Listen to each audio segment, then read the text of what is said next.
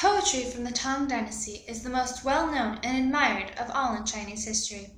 Historians and poets alike acclaim these works of literature.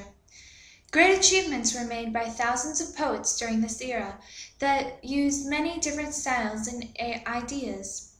Many of these poems can still be heard in China, showering beauty and thoughtfulness on its people.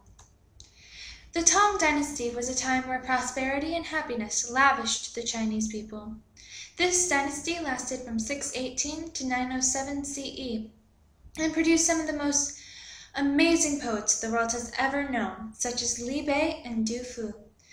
There are more than 2,300 poets from the Tang Dynasty, with 50,000 very different poems still passed down.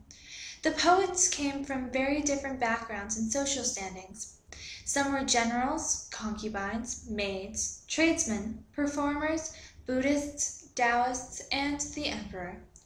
Each person had a different reason to use poetry.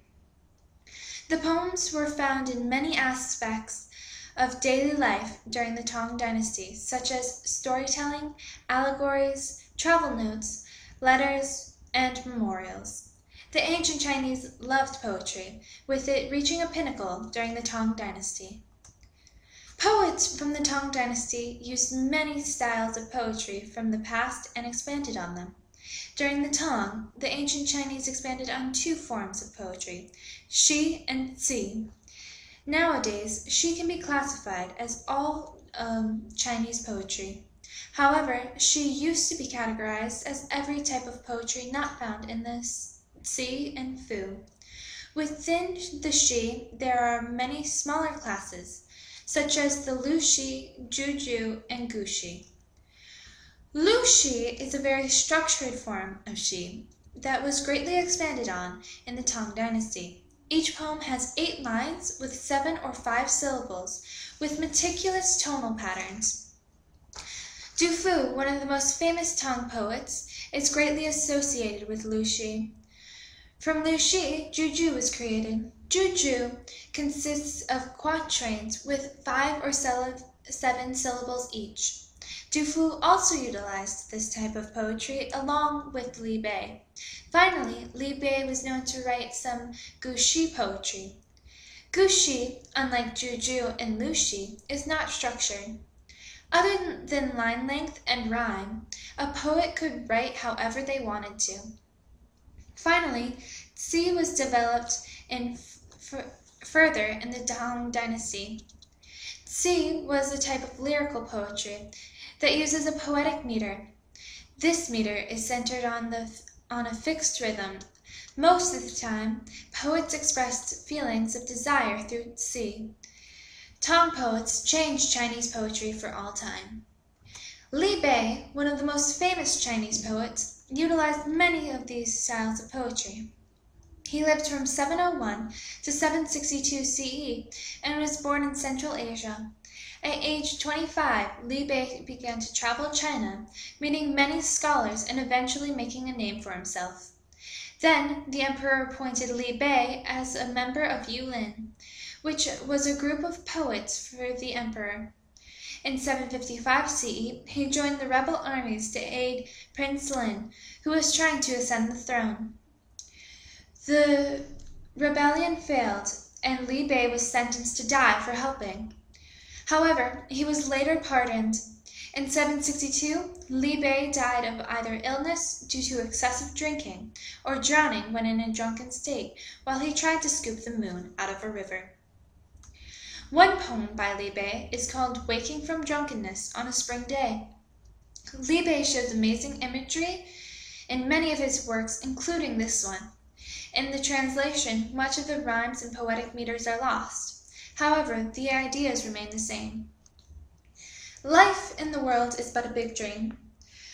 I will not spoil it by any labor or care. So saying, I was drunk all day, lying helpless at the porch in front of my door. When I woke up, I blinked at the garden lawn. A lonely bird was singing amid the flowers. I asked myself, had the day been wet or fine? The spring wind was telling the mango bird. Moved by its song, I soon began to sigh, and as wine was there I filled my own cup. Wildly singing, I waited for the moon to rise. When my song was over, all my senses had gone. The other very popular Tang poet is Du Fu. He was born in 712 CE in northern China. In his adolescence, Du Fu traveled much of China and eventually met Li Bei in the year 744 CE. The two became lifelong friends. In 746 CE, Du Fu went to the capital to gain an official position, but ultimately he was only given a minor position at court. During the An Lushan Rebellion in 755 CE, Du Fu was captured, but eventually escaped. When he went back to the royal courts, he was given a higher position with the emperor.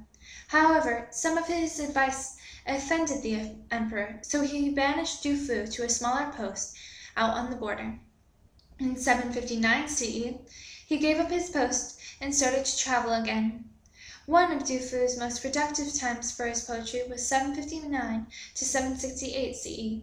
However, in 770 CE, Du Fu died of sickness on a boat. Du Fu wrote many different poems. One of his poems is called Moonlit Night. It shows great descriptions as well as metaphors. Tonight my wife must watch alone the full moon over Fuzhou. I think sadly of my sons and daughters far away, too young to understand this separation, or remember our life in Xiang'an. In fragrant mist her flowing hair is damp, in clear moonlight her jade white arms are cold. When will we lean at the open casement together, while the moonlit light dries our shining tears? The works of poetry created during the Tang Dynasty are exceptional and changed the face of poetry by expanding on Shi and Si.